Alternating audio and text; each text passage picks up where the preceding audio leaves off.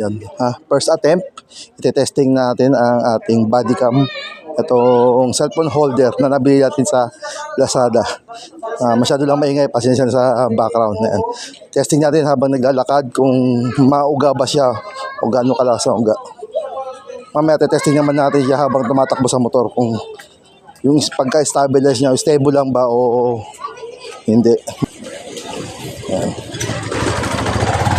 Lakad lang to At kahit wala ka nang hawak na ano man yan, habang nagbablog ka, pag umakit ka ng bundok o chasing waterfalls. Ano? Ano? Oh. Kasi na po. Ayan, natin. Lakad natin, medyo natin bibisan ang lakad natin para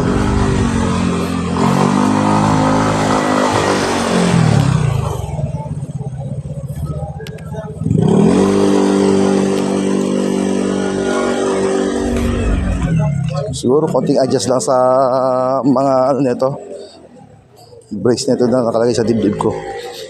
Ayan. Mauga lang kasi konti. Okay. Okay, second attempt, stabilize, testing. Dito naman tayo sa 16.9.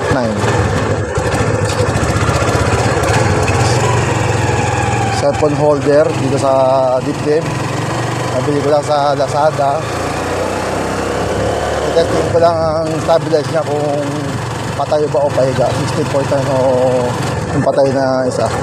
Pang Facebook users. Ito 6.9 siya.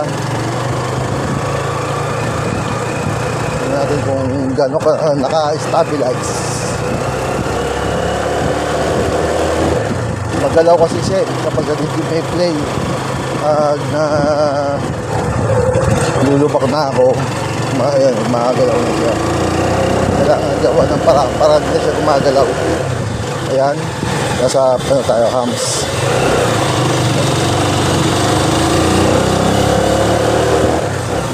Dala natin ngayon na tricycle.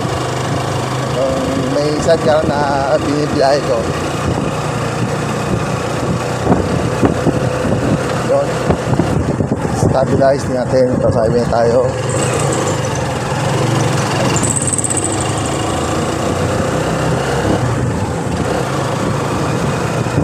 Medyo matulin 40. Ano ko, stabilize na ako.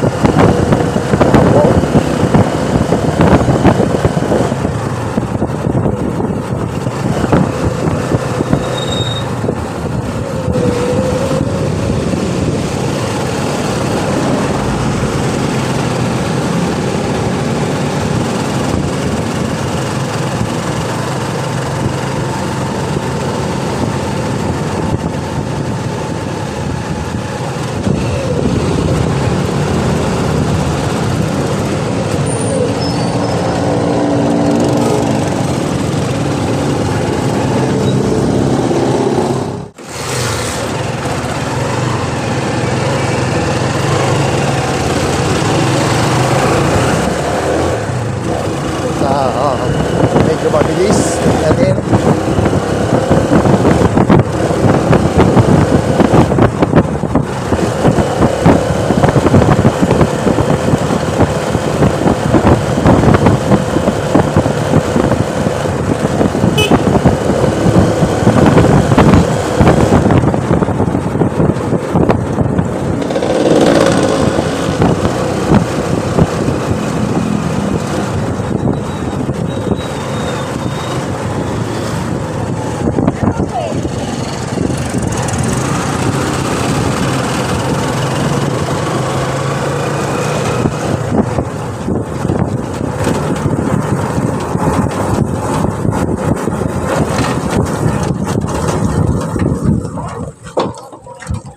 Okay.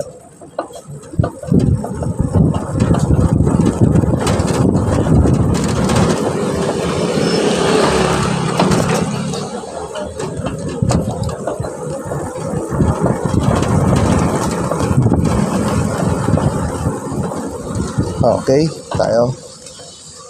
Ito guys ang ang itsura niya kapag nakasuot sa dibdib mo. Kan.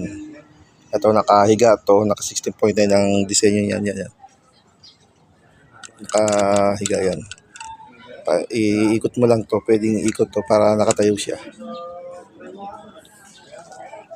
Para maging 4.3. Yan. Testing ko lang kagaling tumakbo tayo na 16.9 yung stabilize niya. Medyo malog siya. Nasa inyo naman kung gusto yung bilhin o hindi. Pero kung maganda naman ang GoPro niyo at cellphone lang ko siya testing. Pwedeng sa ano rin yan, salpak din sa GoPro. Yan, tsura yan. Ito may mic ako. Meron ako salpak din na mic. Nakakabit. Pero pwede na rin, pagtyagaan. Kung naka-DIY lang tayo, mga first nagbablog lang, pwede na rin. Saka mo na lang gamitan ng app na Shaky, na nag-stabilize yung video mo.